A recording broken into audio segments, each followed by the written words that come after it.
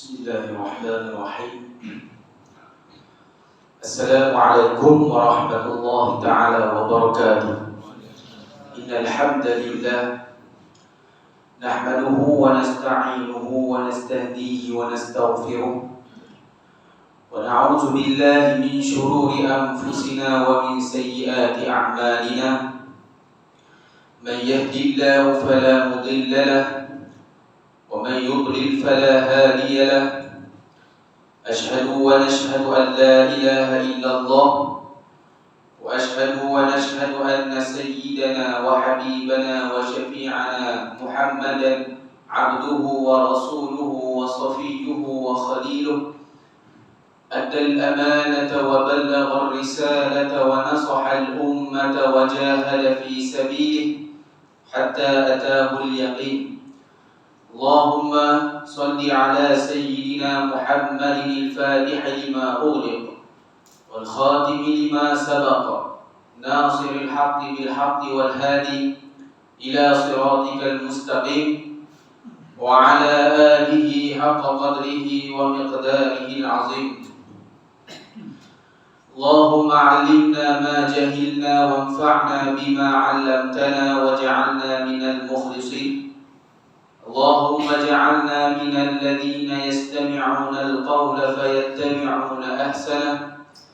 ربنا آتنا من لدنك رحمة وهيئ لنا من أمرنا رشدا. أما بعد فإن أصدق الحديث كتاب الله خير الهدي هدي محمد صلى الله عليه وسلم شر الأمور محدثاتها وكل محدثة بدعة وكل بدعة ضلالة كل ضلالة في النار أو كما قال رسول الله صلى الله عليه وسلم.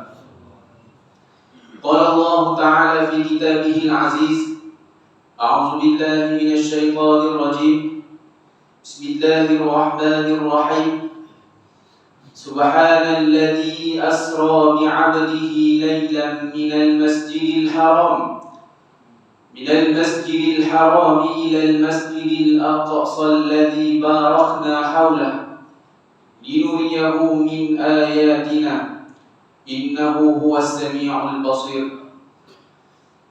قال الرسول صلى الله عليه وسلم: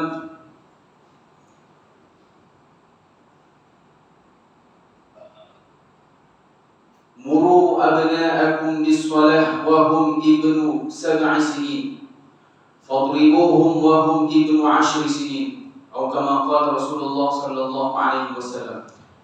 قال النبي صلى الله عليه وسلم أيضا: من سلك طريقا يلتمس فيه علما سهل الله له به طريقا إلى الجنة أو كما قال رسول الله صلى الله عليه وسلم. Saya hormati, makasih kepada Tuan Fungsi Majlis, Tuan Haji.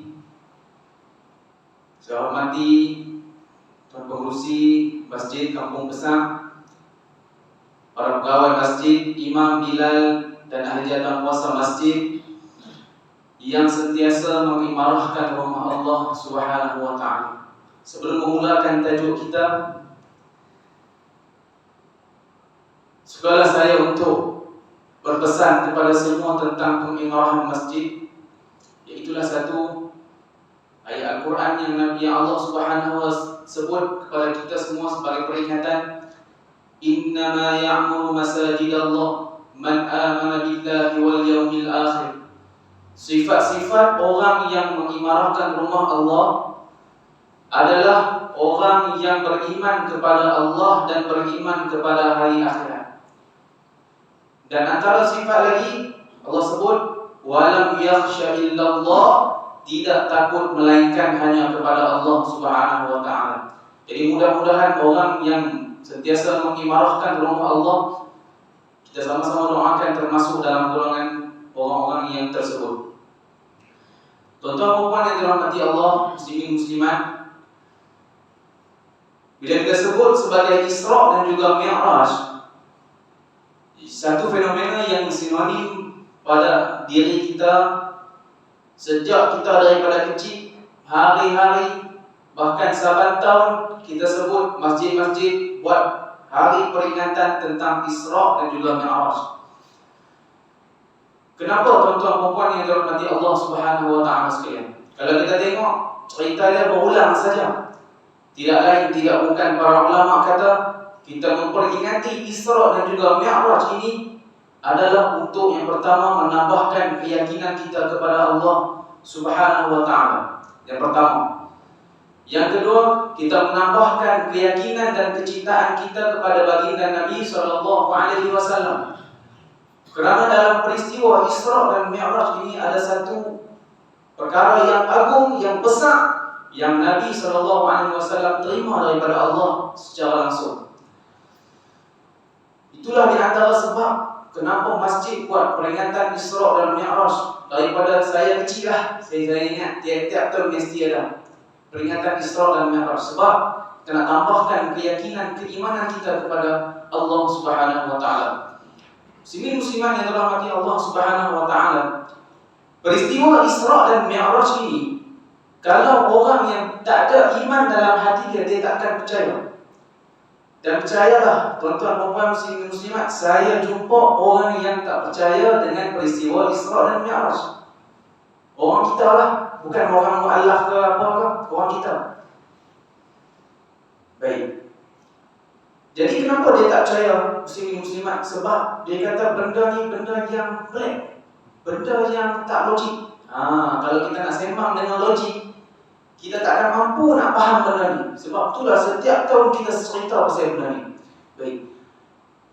Kalau kita nak ikut logik, orang yang berpegang dengan tabi'iyun, ahli sains, dia akan pegang dengan logik.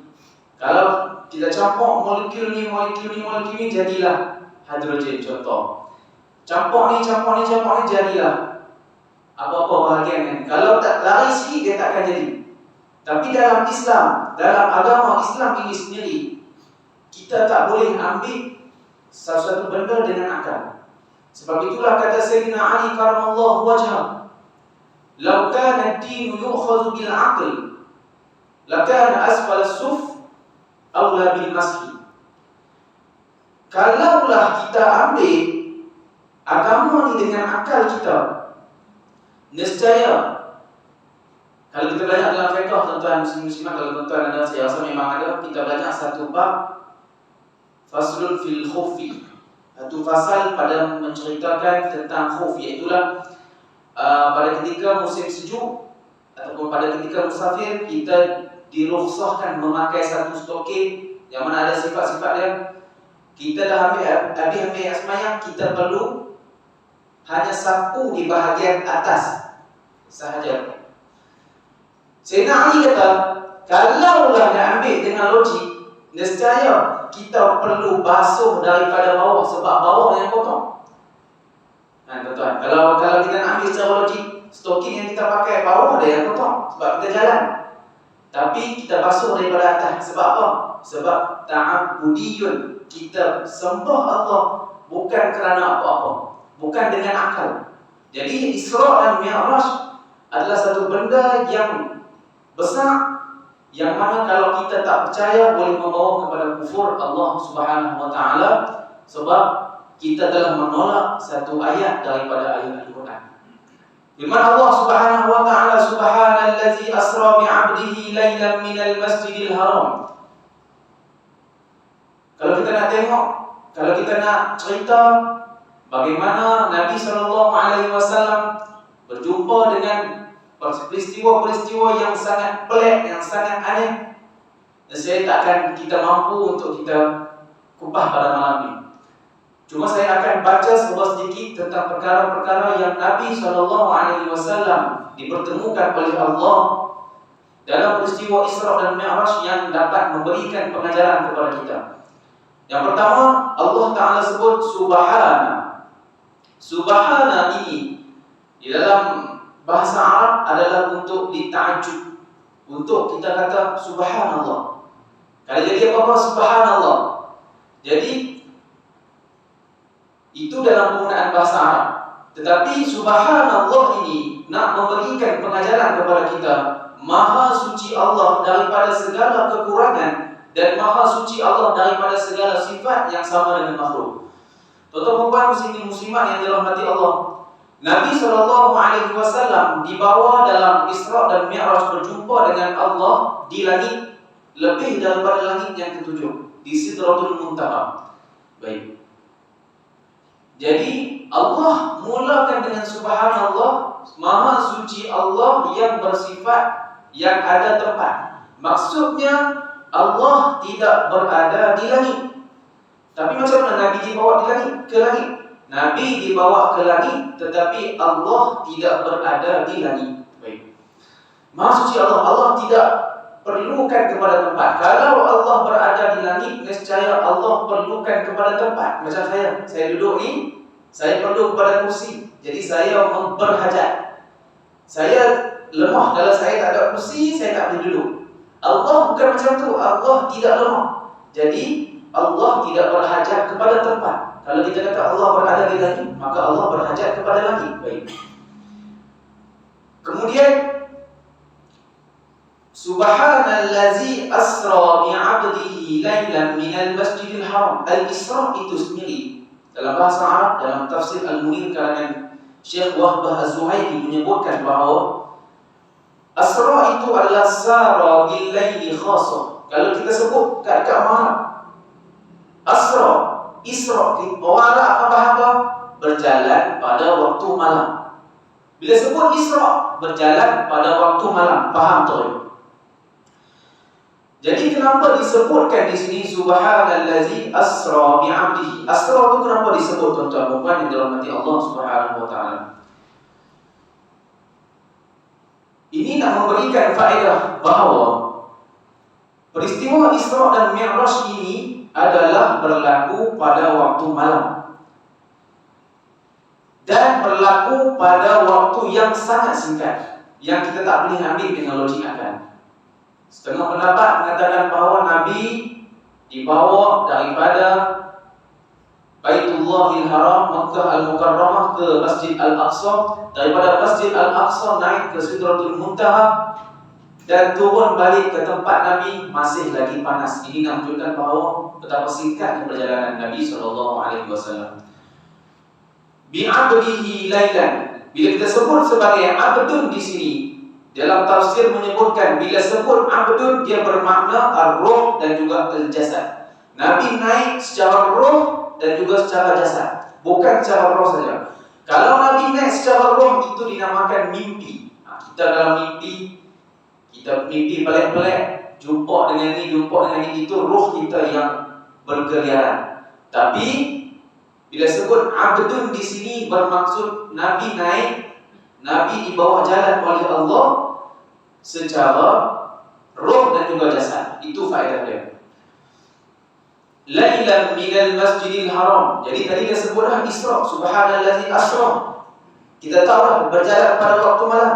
Tapi Allah Subhanahu wa taala sebut lagi di sini al-lail, malam, yang bermakna perjalanan yang singkat, yang sangat singkat, yang sangat menakjubkan. Yang dengan perjalanan inilah Allah Subhanahu wa taala memberikan kepada Nabi SAW kefarduan solat yang kita buat secara sekarang. Subhanallazi asra bi'abdihi lailan minal masjidil haram ila al-masjidil aqsa. Baik. Dalam tafsir Al-Munir disebutkan bahawa perjalanan daripada Masjid Al-Aqsa, perjalanan daripada Masjid Al-Haram kepada Masjidil Aqsa, orang dulu punya perjalanan, tuan-tuan, adalah selama 40 hari 40 malam. Lebih kurang sebulan. Kalau perjalanan naik unta, kadang-kadang berjalan naik unta, kadang-kadang berjalan, perjalanan dia sebulan. Tetapi bagaimana Nabi SAW dibawa oleh burak yang sangat pantas kelajuannya ke Masjidil Aqsa, kemudian naik dalam satu malam saja, tuan-tuan. Subhanallah, maha suci Allah daripada segala sesuatu yang lemah kepada Allah. Baik. Bi'abdihi lailan minal masjidil haram ila al-masjidil aqsa. Baik.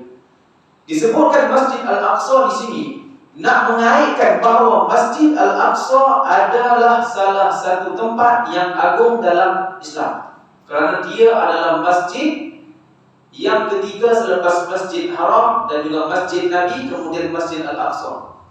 Dan di dalam pensyariatan kefarduan solat, Allah juga membawakan Masjid Al-Aqsa, menyebutkan Masjid Al-Aqsa sebagai masjid yang disinggahi oleh Nabi SAW sebelum jumpa dengan Allah untuk kefarduan solat. Ini menunjukkan bahawa Masjid Al-Aqsa adalah satu masjid yang agung, tuan-tuan. Kalau kita tengok pada hari ini, bagaimana Zionis Israel laknatullah sedang mengepung dan juga menguasai Masjid Al-Aqsa. Tuan-tuan, kalau kita tak rasa apa-apa lah, kita cek balik diri kita, iman kita. Sebab orang yang beriman, bila mana saudara dia, bila mana masjid dia diserang macam tu, dia akan rasa sesuatu yang sangat dahsyat dalam diri dia. Dia rasa satu benda yang semacam apa dia rasa. Kalau kita tak rasa, cek balik diri kita, mana tahu iman kita berkurang ataupun iman kita tak sampai ke tahap iman yang Rasulullah SAW dan para nabi usahakan selama ini. Minal Masjidil Aqsa ila al-Masjidil minal Masjidil Haram ila al-Masjidil Aqsa linuriyahu min ayatina innahu huwas samiul basir. Sebab apa, tuan-tuan? Sebab ilatlah sekali itu linuriyahu min ayatina, supaya kami tunjukkan kekuasaan dalil-dalil ayat-ayat yang kami akan tunjukkan pada ketika Isra dan juga Mi'raj. Baik. Isra dan Mi'raj ini ada beberapa ibrah, ada beberapa pengajaran yang kita perlu ambil. Tuan-tuan yang dirahmati Allah Subhanahu wa taala. Allah Subhanahu wa taala. Jadi Isra itu satu perkara, Mi'raj itu satu perkara. Isra adalah perjalanan Nabi daripada Masjidil Haram ke Masjidil Aqsa. Itu adalah al-Isra, perjalanan pada waktu malam. Adapun al-Mi'raj itu adalah Nabi dibawa naik daripada Masjid Al-Aqsa berjumpa dengan Allah di Sidratil Muntaha. Disebutkan abdun di sini juga adalah bermaksud orang hamba Allah yang mana nak menuju kepada Allah. Dengan Allah, Allah akan bantu. Kalau kita nak menuju kepada Allah dengan bantuan daripada Allah, bukan daripada diri kita sendiri, maka Allah akan bantu kita untuk sampai kepada Allah Subhanahu wa taala. Subhanallazi asra bi 'abdihi lailan minal masjidil haram ila al-masjidil aqsa allazi barakna hawlahu linuriyahu min ayatina innahu huwas samiul basir. Satu ayat ini, tuan-tuan, memberi gambaran yang sangat besar kepada kita bagaimana peristiwa-peristiwa yang berlaku. Yang saya akan sebut sedikit peristiwa yang Nabi SAW dipertuntunkan dengan izin daripada Allah Subhanahu wa taala. Peristiwa yang pertama yang dipertuntunkan kepada Nabi SAW dalam peristiwa ini adalah yang pertama, para pejuang fi sabilillah menanam pada suatu hari dan menuai di hari yang sama. Ini peristiwa yang pertama, tuan-tuan. Diceritakan panjang, ini kita skip. Mereka meneruskan perjalanan sehingga mereka sampai di suatu tempat bertemu dengan sekumpulan manusia yang menanam tanaman yang subur. Nabi SAW naik buraq dan ditemani dengan Jibril alaihissalam, jumpa satu kaum yang dia bertanam tanaman yang subur. Dalam sehari dan mereka menuai pula pada besok hari. Dia tanam hari ini, esok petik. Tanam hari ini, esok petik. Jadi Nabi SAW tanya Jibril. Maka Nabi berkata, wahai Jibril, apakah maksud dari peristiwa yang berlaku kepada mereka ini? Jibril berkata, mereka itu adalah para pejuang yang berjuang di jalan Allah Ta'ala. Satu kebaikan yang mereka lakukan itu digandakan dengan 700 kali ganda kebaikan. Dan apa yang mereka infakkan dari suatu kebaikan, maka Allah Ta'ala yang akan menggantikan semula di akhirat. Betul apa yang dirahmati Allah. Yang pertama, pengajaran yang kita boleh ambil di sini, Nabi jumpa satu kaum yang mana kaum itu tanam pada hari ini, esok putih. Tanam hari ini, esok putih. Itu adalah golongan yang mana berjuang fi sabilillah, yang syahid di jalan Allah Subhanahu wa taala. Depa tiap-tiap hari depa akan kutip hasilnya.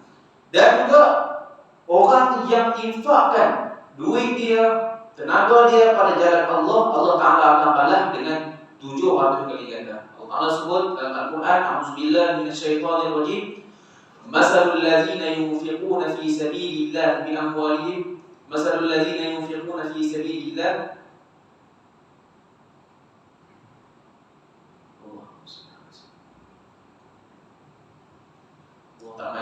Tapi dia punya mafhum dia digandakan. Orang yang menginfakkan pada jalan Allah digandakan dengan 700 kali ganda.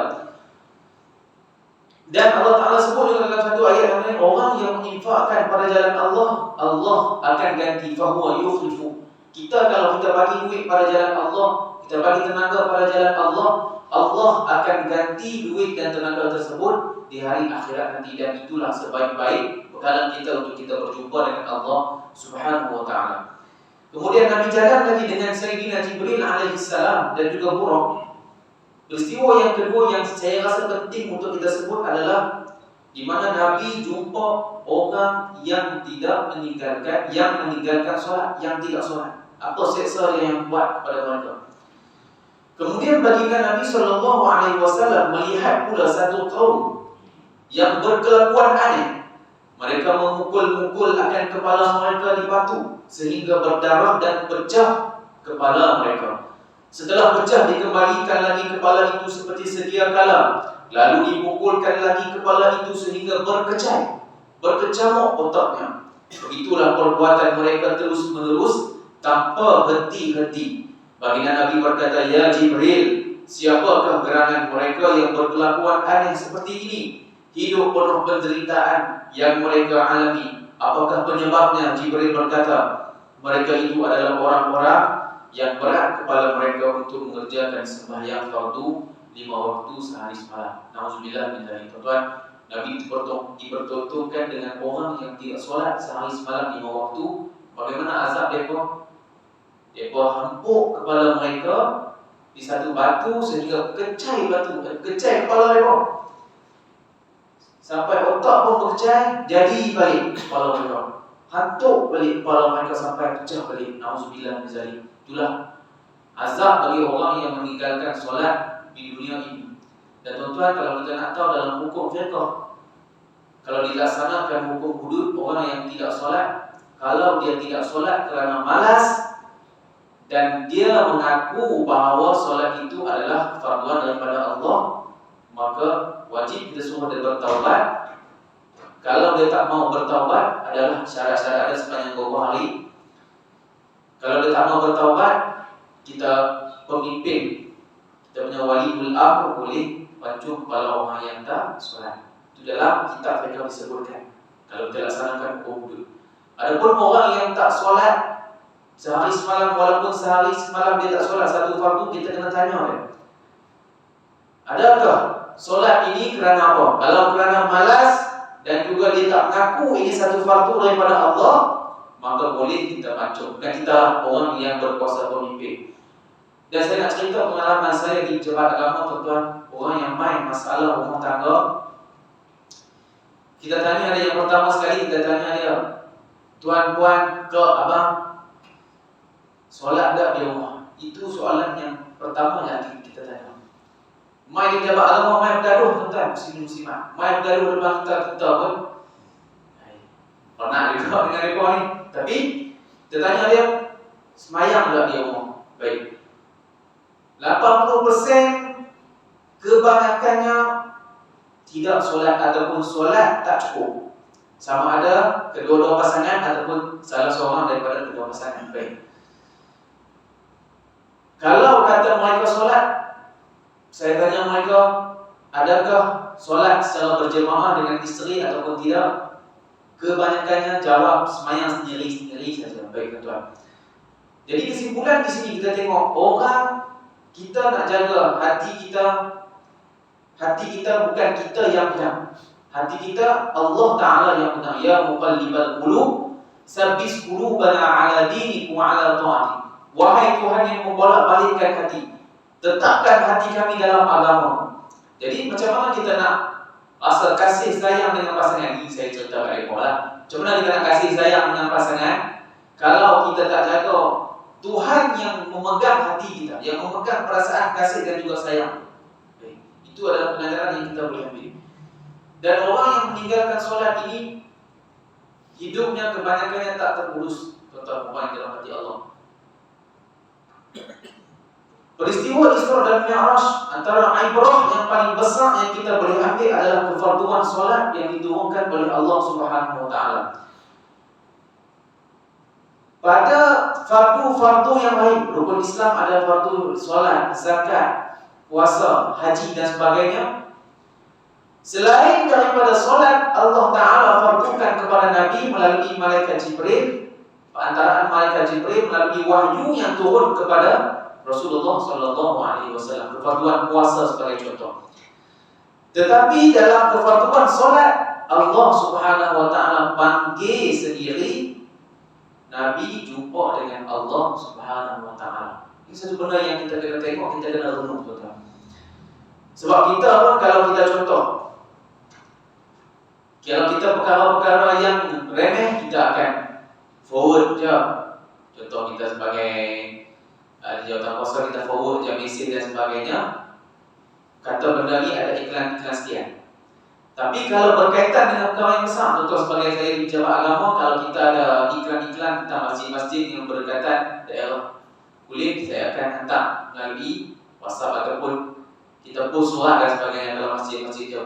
Tapi kalau ada masalah ketidakhadiran, masalah bergaduh dalam masjid dan sebagainya, kita yang panggil mereka mai jumpa kita. Itu tanda benda tu besar. Benda ni benda kena settle, benda yang sangat besar. Sebab tu kita panggil mereka, kita tak jumpa mereka. Begitu juga perumpamaan ini, Allah panggil Nabi untuk terima satu benda yang sangat besar, yang sangat agung, yang sangat mulia, yang mana kita kena jaga benda tersebut sampai kita punya anak dan juga cucu kita. Semoga mudah kita dapat menjadi orang yang mengamalkan dan juga mengerjakan solat sehingga ke akhir hayat kita, insya-Allah. Kemudian yang ketiga adalah satu peristiwa yang Nabi SAW jumpa satu benda yang menggoda Nabi SAW. Dan ketika baginda Nabi SAW berjalan, tiba-tiba baginda disapa oleh seorang perempuan yang memakai pakaian yang menjolok atau yang seksi, menampakkan kedua lengannya, menampakkan perhiasannya yang berkilauan yang diciptakan oleh Allah Ta'ala. Lalu ia memanggil-manggil Nabi, Ya Muhammad, Ya Muhammad, lihatlah sebentar padaku, aku mahu bertanya kepadamu.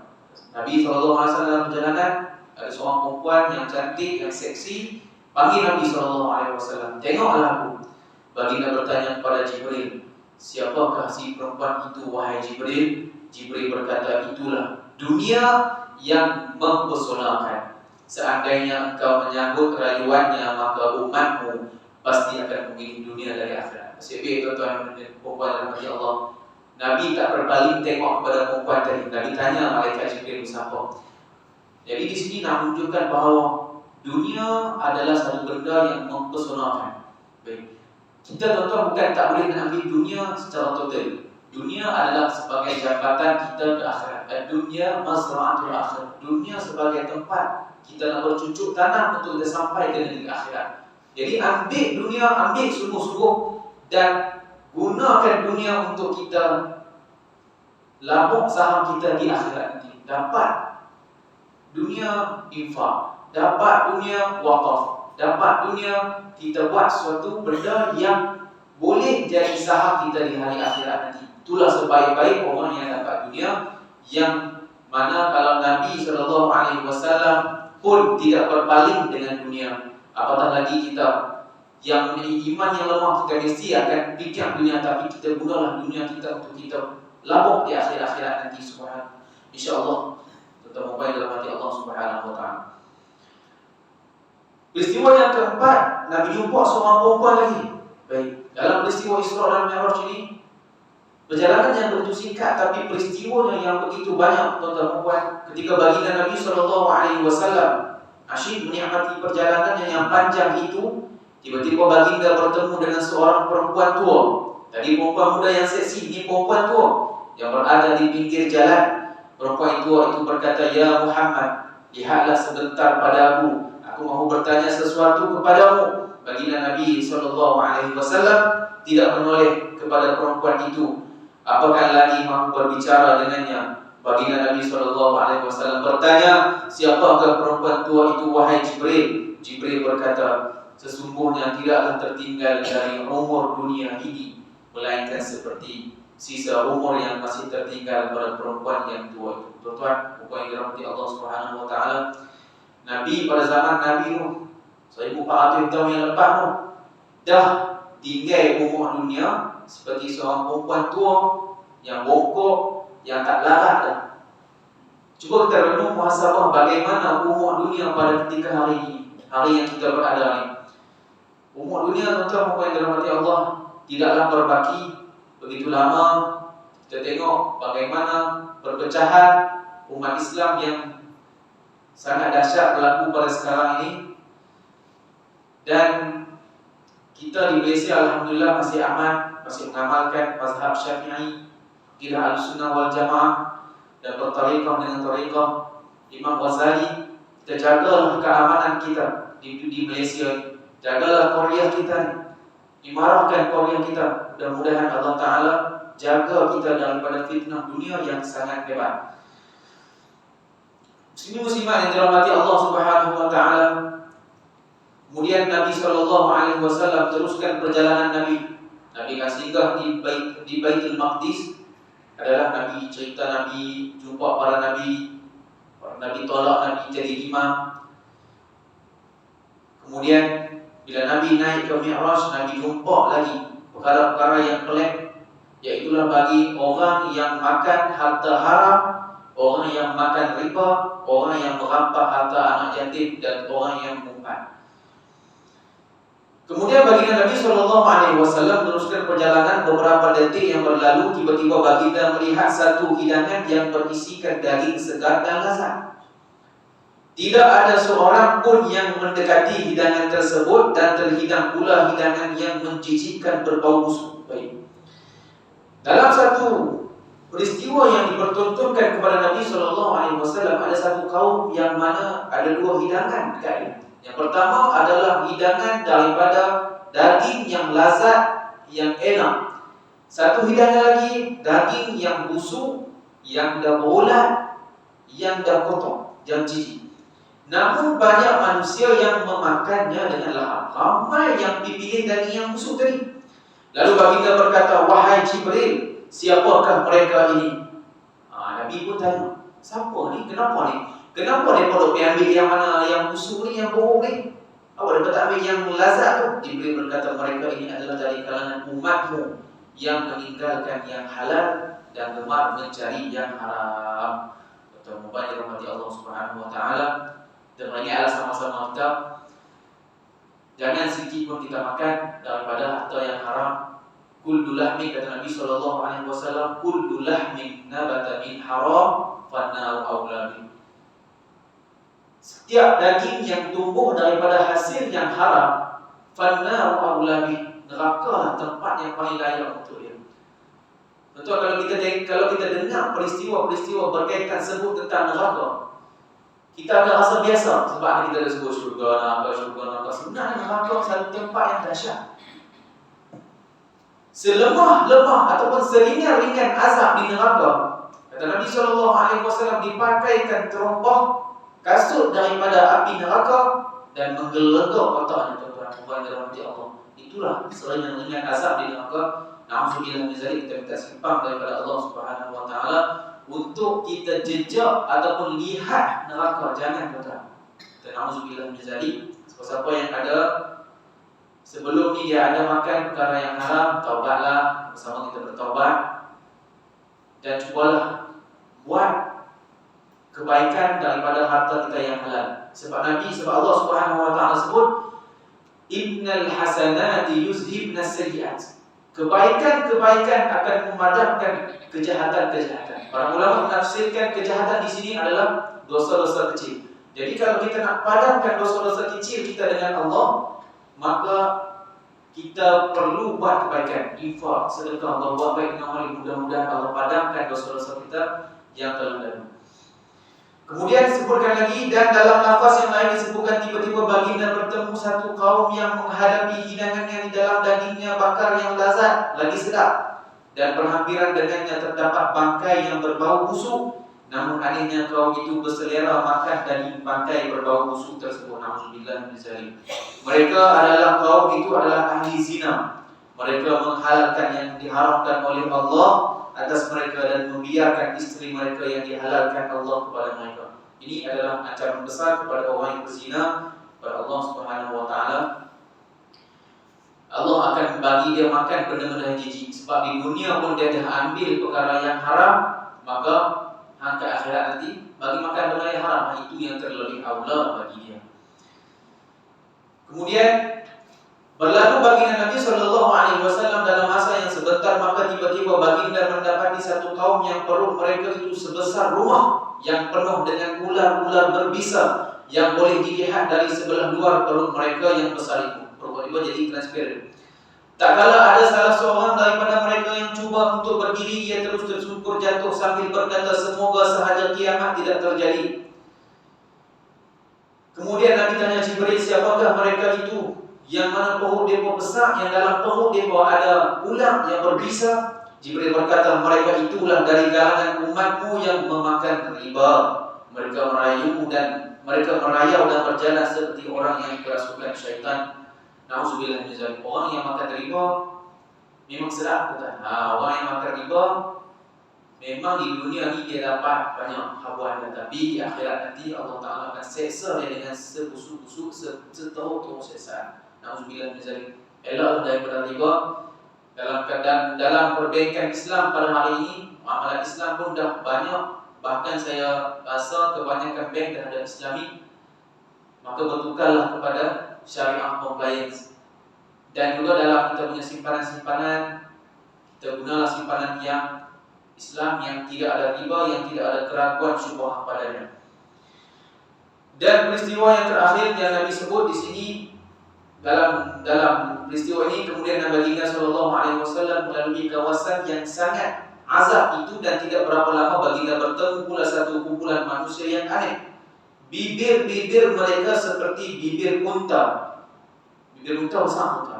Mulut mereka dilimpari batu keras, dan dalam riwayat lain disebutkan dimasukkan ke dalam mulut mereka batu besar dalam neraka Jahannam. Kemudian batu itu keluar dari lubur mereka. Aku mendengar mereka berteriak mohon ampun kepada Allah. Nabi SAW berkata, wahai Jibril, siapakah mereka ini? Jibril berkata, mereka adalah orang-orang yang memakan harta anak-anak yatim secara zalim. Itulah azab buat mereka. Mereka memakan api neraka sepenuh perut mereka, dan kelak mereka akan dimasukkan ke dalam neraka as-sa'ir. Azab orang yang memakan harta anak yatim. Baik. Orang kanak-kanak yang kematian ibu dan juga ayah sebelum balik kita sebut sebagai anak yatim. Baik. Kalau kita diamanahkan untuk menjaga anak kepada adik kita, atau anak kepada abang kita, atau anak kepada ponakan kita, siapakah yang sebelum dia balik dapat faraid, ada harta tu milik dia. Jagalah muslimat harta dia dengan sungguh-sungguh. Jangan sekalipun makan walaupun 1 sen, tu harta dia. Ada bila 3 juta ke 5 bilion ke, tu harta dia. Jangan kita terpesona dengan harta dia, kerana orang yang memakan harta anak yatim akan jadi bibir dia seperti bibir unta, dan dilempari batu-batu yang besar, yang keras daripada api neraka Allah Subhanahu wa taala. Nauzubillah min dzalik. Kemudian Nabi teruskan perjalanan naik ke langit yang pertama, langit kedua, langit ketiga. Ada di sini cerita bagaimana Nabi teruskan perjalanan naik langit pertama, jumpa Nabi apa, naik langit kedua, jumpa Nabi apa, naik langit ketiga, keempat, dan seterusnya ke Sidratul Muntaha. Bila mana sampai ke Sidratul Muntaha, iaitulah yang lebih daripada langit yang ketujuh.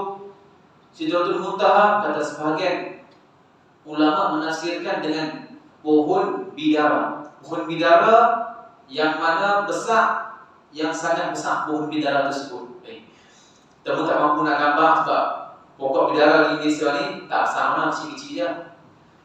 Cuma pohon tu ada di satu tempat namanya Sidratul Muntaha.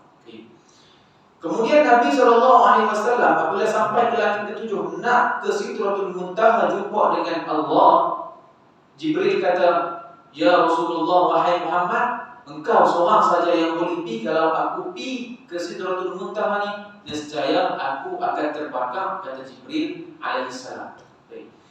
Ini nak menunjukkan bahawa tubuh, jasad dan juga roh Nabi SAW begitu keras, begitu hebat, sehingga kan kalau Jibril yang besar pun akan terbakar kalau masuk ke dalam Sidratul Muntaha Allah Subhanahu wa taala. Kemudian di Sidratul Muntaha, kita ringkaskan cerita di Sidratul Muntaha, Nabi SAW bermunajat kepada Allah, bersujud kepada Allah, mohon kepada Allah dan mohon ampun kepada Allah, berdialog dengan Allah Subhanahu wa taala secara zat. Maksudnya Nabi naik dengan zat, dengan badan, tubuh badan kita naik ke langit dan jumpa dengan Allah face to face. Baik. Kemudian Allah Subhanahu wa taala fardukan kepada Nabi SAW 50 waktu solat sehari semalam. Nabi tak bantah sikit pun tuan-tuan. Nabi terima dengan hati yang redha, hati yang rela, hati yang ikhlas nak tunaikan solat 50 hari 50 waktu sehari semalam. Baik. Turun jumpalah daripada langit ke-7, langit 6, langit ke-5 jumpa Nabi Musa alaihissalam. Baik. Nabi Musa tanya, apakah yang diperintahkan oleh Allah kepada wahai Muhammad? Aku diperintahkan untuk solat sehari semalam 50 waktu. Maka kata Nabi Musa, pergilah naik bermunajat, jumpa oleh Allah untuk minta kurang daripada Allah kerana umatmu tidak mampu. Kerana aku telah jumpa kepada umat aku yang kuat dan perkasa pun tak mampu. Baik. Nabi SAW bila dengar pasal umat, bila dengar umat Nabi nak susah, Nabi sanggup naik balik jumpa dengan Allah Subhanahu wa taala dalam keadaan yang malu, yang rasa segan, sebab Nabi tak mau kita terbeban. Contoh apa yang dalam hati Allah, umat Nabi. Adapun nisbah kepada Nabi terima dah tadi 50 waktu, tak ada batahan. Tapi bila nisbah dengan umat, Nabi rasa sayangnya Nabi kepada umat dia, Nabi minta kurang daripada Allah Subhanahu wa taala. Nabi minta turun, naik turun kepada Nabi Musa, benda yang sama diulang, naik turun 9 kali sampai dengan 5 waktu kefarduan. Nabi Musa suruh Nabi naik lagi, tuan-tuan, minta kurang lagi 5 waktu ni. Berat bagi umatmu. Kalau kita rasa tuan-tuan 5 waktu tu berat, saya rasa kalau kita tengok dalam keadaan sekarang ni, kalau kita yang main masjid ni tak rasa berat lah, sebab kita daripada kecil kita bermain semayang 5 waktu sehari malam, biasa. Orang luar, masyarakat sosial, anak-anak kita, anak muda, remaja, keruntuhan akhlak mereka sangat tinggi. Kalau tuan-tuan nak tahu, saya di pejabat agama, kami buat kajian tentang masalah remaja, akhlak itu sendiri, dan 90% mengecewakan tuan-tuan. Kebanyakan yang tak solat. Kalau solat tak cukup 5 waktu, dan solat yang paling banyak ditinggalkan kalau ikut statistik adalah subuh. Baik. Jadi kita banyaklah. Nabi Allah Subhanahu wa taala sebut, ya ayyuhallazina amanu qu anfusakum wa ahlikum nar. Jagalah diri kamu dan jagalah ahli keluarga kamu daripada api neraka. Pertama sekali kita jaga ahli keluarga kita yang terdekat dengan kita. Kemudian kita jaga jiran-jiran kita. Mudah-mudahan semuanya solat pada Allah Subhanahu wa taala. Kemudian bila mana Nabi berdialog dengan Nabi Muhammad berdialog dengan Nabi Musa, Allah Subhanahu wa taala zahirkan kalamnya, mengatakan bahawa aku telah fardukan 5 waktu sehari semalam, tetapi pahala yang dapat adalah salah satu waktu bersamaan dengan 10 waktu yang kita buat. Jadi satu waktu yang kita buat sehari semalam ni sama dengan pahala dia 10 waktu. Jadi 5 waktu sehari semalam sama dengan pahala dia 50 waktu sehari dan juga semalam. Itulah kelebihan solat pada umat Nabi SAW. Rugilah kalau kita tak buat sempurna dengan Isra dan Mi'raj ini, satu kefarduan yang sangat agung. Baik. Kemudian turunlah, ringkaskan cerita, turunlah Nabi SAW dengan perasaan gembira. Sebab Allah pandang Nabi dengan pandangan yang khusus. Allah yang panggil jumpa dengan Allah sendiri. Baik. Sebab pada tahun tersebut digelar Amul Huzn, tahun kesedihan bagi Nabi SAW kerana telah meninggalnya Abu Talib, iaitulah bapa penangkan bagi Nabi. Yang kedua, meninggalnya isterinya yang paling dia cinta, yang paling dia sayang, iaitulah Sayyidatuna Ummul Mukminin, Sayyidatuna Khadijah radhiyallahu taala anha. Baik. Dapat tu Nabi rasa gembira. Nabi rasa syok sebab Allah pandang dia dengan pandangan yang khusus. Turun ke bumi. Orang pertama yang jumpa adalah yang ada beberapa musyrikin Mekah yang tengok Nabi dalam keadaan dia rasa nak tengok Nabi ni nak cerita satu benda. Nabi kalau nak cerita satu benda, Nabi perasaan dia lain. Macam kita kalau ada orang abang satu benda kita beritahu riak muka tu macam tu juga. Orang-orang yang tak puas hati dengan Nabi ni, dia kata, wahai Rasulullah, wahai Muhammad, hang ada satu benda nak cerita, kalau tengok muka hang macam nak cerita. Lebih kuranglah bahasa kita, tapi dalam bahasa Arab lah. Kemudian apa yang Nabi kata? Ya, aku ada satu benda besar nak cerita. Lepas tu yang tadi yang cerita, yang jumpa Nabi ni kata, adakah patut aku nak kumpul orang ramai supaya dengar cerita? Sebab dia tahu lah, orang takkan percaya cerita Nabi ni. Kemudian dia kumpul orang ramai di Baitullahil Haram, di Mekah. Kemudian Nabi ceritalah perjalanan Nabi daripada Mekah ke Masjid Al-Aqsa, daripada Masjid Al-Aqsa naik jumpa dengan Allah, dan kembali pada malam yang sama. Baik, kembali pada pagi esok. Baik. Kemudian dia bertanya, ya Muhammad, betulkah satu malam dia perjalanan? Sebab kami duduk naik unta berdagang. Perjalanan ke Masjid Al-Aqsa pun dah makan masa sebulan. Ni macam mana hang dia cerita? Sehari perjalanan macam ni, tak sampai sehari. Semalam perjalanan pergi ke Masjid Al-Aqsa, naik ke langit turun. Hang seorang manusia yang pendusta, kata mereka.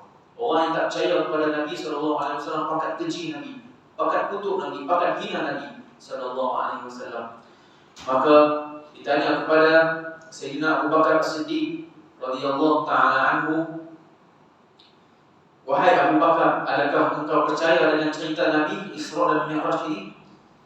Dan apa yang Sayyidina Abu Bakar As-Siddiq kata pada orang musyrikin pada ketika itu, bahkan kalau ada cerita yang lebih dahsyat daripada ni, aku akan percaya dengan seikhlas hati. Itu dia Sayyidina Abu Bakar. Sejak itulah digelar As-Siddiq, yakni orang yang percaya kepada Nabi SAW. Sebab itu dalam Jawharatul Tauhid, dalam Tuhfatul Murid, kitab Tuhfatul Murid, syarah bagi Jawharatul Tauhid, dituliskan bahawa lau wuzina iman Abu Bakr, jikalau ditimbang, kita ambil neraca timbang tu yang ada dua tu. Okay. Kalau kita letak iman Sayyidina Abu Bakar dengan iman sekalian manusia yang pernah hidup daripada zaman Nabi Adam sehingga zaman Nabi Muhammad SAW, tak termasuk iman para anbiya kan?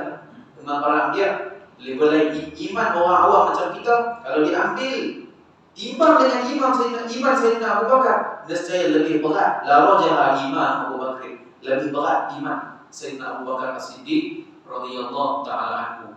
Baik. Kemudian beberapa ibrah yang kita boleh ambil daripada Isra dan juga Mi'raj sebagai bentuk kita pada malam ini.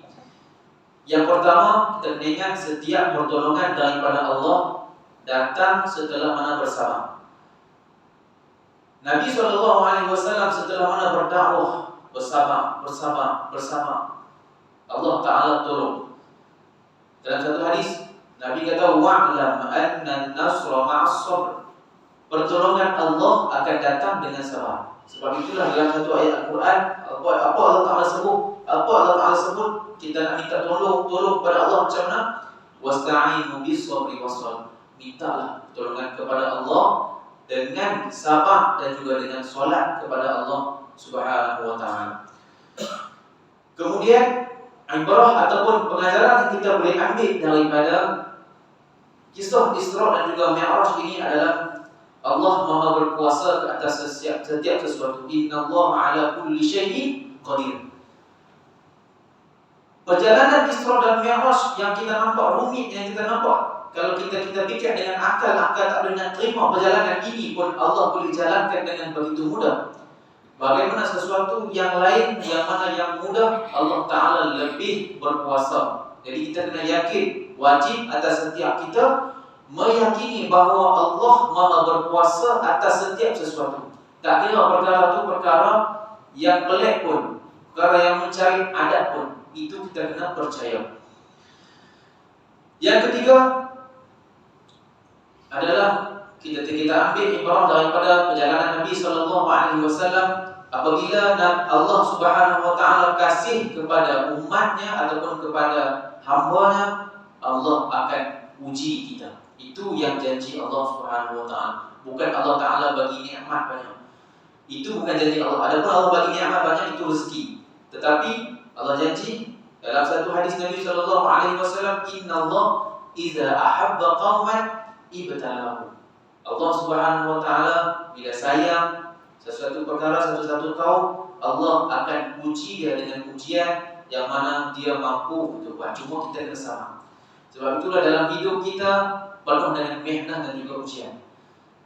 Itu sebagai Allah menunjukkan kepada kita Allah sayang kepada kita. Jadi kita kena bersama. Sambungan lagi, faman radiya falahu ridha. Siapa-siapa yang redha dengan ujian daripada Allah ini, maka dia dapat redha daripada Allah. Dan barang siapa yang tak redha dengan ujian Allah, maka dia termasuk daripada golongan yang tidak bersama dengan ujian daripada Allah Subhanahu Wa Taala. Yang terakhir, tuan-tuan, menutup ceramah kita pada malam ini adalah ibrah yang sangat penting yang bertepatan dengan Isra dan juga Mi'raj, iaitulah farduan solat 5 waktu sehari semalam. Satu hadis Nabi SAW, Nabi sebut, muru abna'akum bis-solat wa hum ibnu 7 Suruhlah anak-anak kamu untuk solat sedangkan mereka sudah cukup 7 tahun qamariyah, masuk tahun yang ke-8. Baik. Suruhan di sini adalah suruhan kepada anak-anak kita untuk solat. Fadribuhum wa hum ibnu 10 sinin. Ini adalah arahan daripada Nabi. Pukul mereka, pukul anak-anak. Jika cukup 10 tahun qamariyah, masuk tahun yang ke-11, pukul mereka kalau mereka tidak solat. Dan pukulan ini adalah pukulan untuk mengajar adab, bukan pukulan untuk mendera mereka. Ini adalah salah satu benda yang kita tengok. Nabi SAW sebaik-baik makhluk, bahkan Nabi tidak bersifat kasar kepada orang lain, melainkan ketika perang. Nabi dalam muamalah kehidupan Nabi tak kasar. Walaupun Arab Badui main ambil lidah Nabi, bercakap Nabi punya tengkok, Sayyidina Umar nak ambil perang, nak ambil pedang, nak pancunglah kepala, Nabi kata sabar. Sesungguhnya dia tidak tahu. Orang Arab Badui memang kasar sih, tuan-tuan. Kalau di Mesir pun dia lain sikit daripada yang lain. Kemudian, tetapi dalam bab solat, Nabi arahkan kita untuk pukul anak kita kalau anak kita tak solat. Ini menunjukkan bahawa solat adalah satu peristiwa yang sangat penting, kefarduan yang sangat penting, yang mana Nabi sebut as-salatu imaduddin, faman aqamaha faqad aqamaddin, faman tarakaha faqad hadamaddin. Solat itu adalah tiang agama. Tiang-tiang kita dalam masjid ini macam solat. Faman aqamaha, siapa-siapa yang mendirikan solat, faqad aqamaddin, dia telah dirikan tiang agama. Faman tarakaha faqad hadamaddin, siapa-siapa yang meninggalkan solat, dia telah meruntuhkan tiang daripada tiang-tiang agama dia yang sangat penting. Dan mudah-mudahan kita termasuk orang yang menjadikan solat itu satu perkara yang sangat penting, dan kita kesampingkan benda-benda yang lain selain daripada solat kita kepada Allah Subhanahu Wa Taala. Saya doakan kita semua berada dalam rahmat dan naungan Allah, bermudahkan segala urusan, dan kita dan juga keturunan kita kena doa, kita dan juga keturunan kita yang ke bawah mudah-mudahan termasuk daripada orang yang melaksanakan solat kepada Allah Subhanahu Wa Taala. Dan saya teringat satu hadis Nabi SAW. Nabi SAW bersabda, "Ad-dalu 'ala khair kafa'il." Seseorang yang menunjukkan kepada kebaikan, dia dapat pahala orang yang buat kebaikan. Dan orang yang buat baik itu dapat pahala sama macam orang yang suruh dia buat kebaikan. Jadi mengambil daripada istifadah ini, kita suruh anak-anak kita walaupun secara keras sikit untuk kita solat, dan anak kita solat, kita dapat pahala seperti mana anak kita dapat. Begitu juga anak kita suruh cucu kita, kata kemudian ada cucu keturunan kita sampai ke bawah melaksanakan solat kepada Allah, kita akan dapat saham sama macam orang yang solat dengan sebab arahan dan juga ajaran daripada kita. Itulah kelebihan orang yang menunjukkan kepada orang lain kebaikan. Mudah-mudahan kita termasuk daripada golongan tersebut. Saya mohon ampun dan juga maaf kasar bahasa kurang, dan terima kasih ucapkan kepada barisan Al-Jawatan Kuasa masjid yang berusaha mengimarkan rumah Allah Subhanahu wa taala. Mudah-mudahan kita dapat berjumpa lagi di kemudian hari. A'udzubillahi minasyaitonirrajim. Bismillahirrahmanirrahim. Alhamdulillahirabbil alamin arrahmanir rahim maliki yaumiddin. Iyyaka na'budu wa iyyaka nasta'in. Ihdinas siratal mustaqim siratal ladzina an'amta 'alaihim ghairil maghdubi 'alaihim waladdallin. Amin. اللهم علمنا ما جهلنا وانفعنا بما علمتنا واجعلنا من المخلصين. اللهم اجعلنا من الذين يستمعون القول فيتبعون احسنه. ربنا آتنا من لدنك رحمة وهيئ لنا من أمرنا رشدا. ربنا آتنا في الدنيا حسنة وفي الآخرة حسنة وقنا عذاب النار. صلى الله على سيدنا محمد وعلى آله وصحبه وبارك وسلم. سبحان ربك رب العزة عما يصفون وسلام على المرسلين والحمد لله رب العالمين. تقبل الله. السلام عليكم ورحمة الله وبركاته.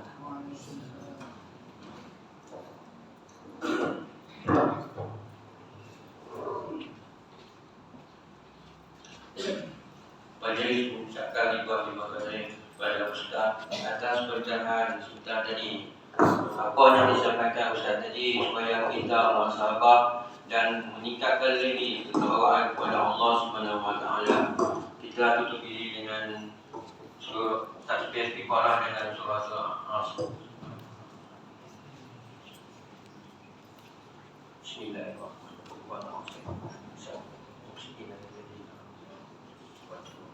Sekian, wabillahi taufiq hidayah. Assalamualaikum warahmatullahi wabarakatuh.